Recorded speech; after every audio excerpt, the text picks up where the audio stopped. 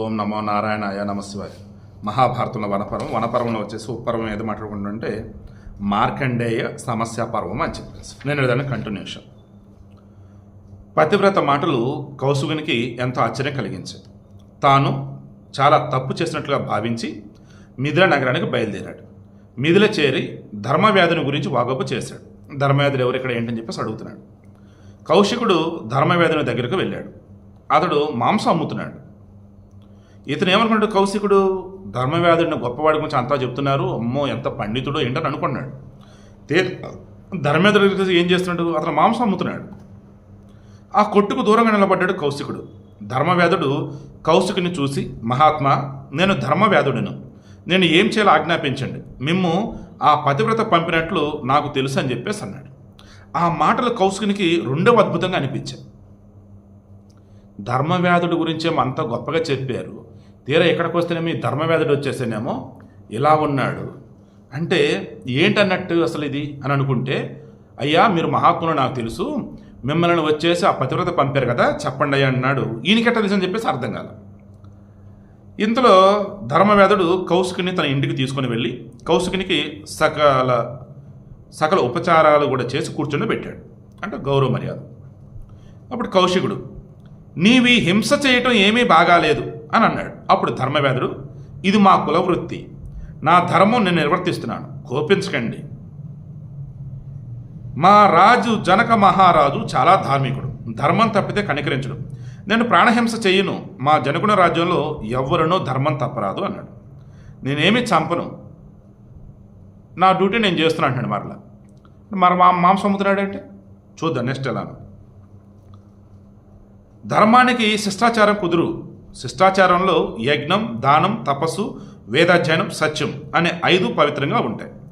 శిష్టాచారంలో 5 ఉంటాయి పవిత్రమైనవి: యజ్ఞం, దానం, తపస్సు, వేదాధ్యయనం, సత్యం.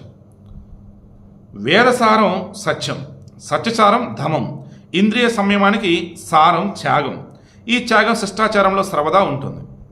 అంటే నిజం పలకటం, ఇంద్రియ నిగ్రహంగా ఉండటం, అండ్ అవయవాలు ఏవైతే కోరుకుంటుందో దాన్ని వదిలేయటం. ఆ సత్యంలోనే అహింస ముడివి ఉంటుంది. నిజం పలుకుతున్నావు కదా, అందులో అహింస కూడా ఉంటుంది. ఆ అహింసమే పరమధర్మం.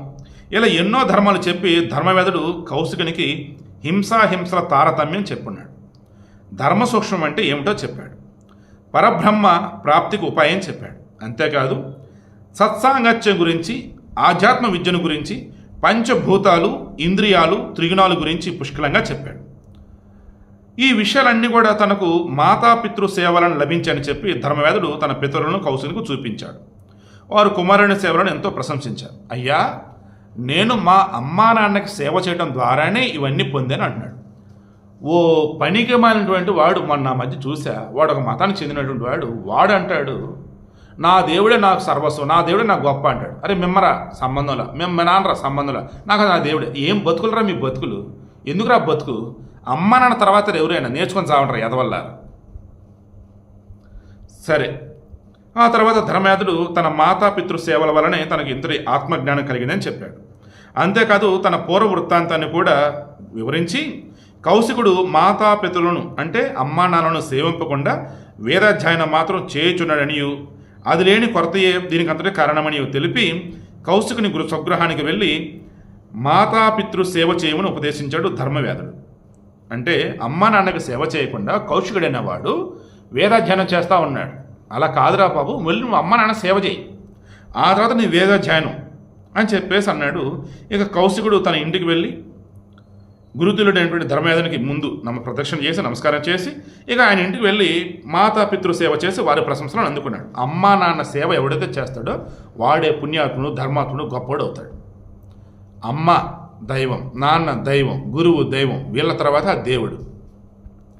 ఇలా పుత్రులకు మాతృపితృ సేవ, స్త్రీలకు పతి సేవ మికిలి ఆచరణీయములని చెప్పేసి అవి ఆత్మోన్నతను కలిగిస్తాయని ఉపదేశం ఈ పతివ్రత మహత్యంలో ఉంది అనేసి మన మార్కండేయుని యొక్క సమస్యా పర్వంలో చెప్పున్నారు.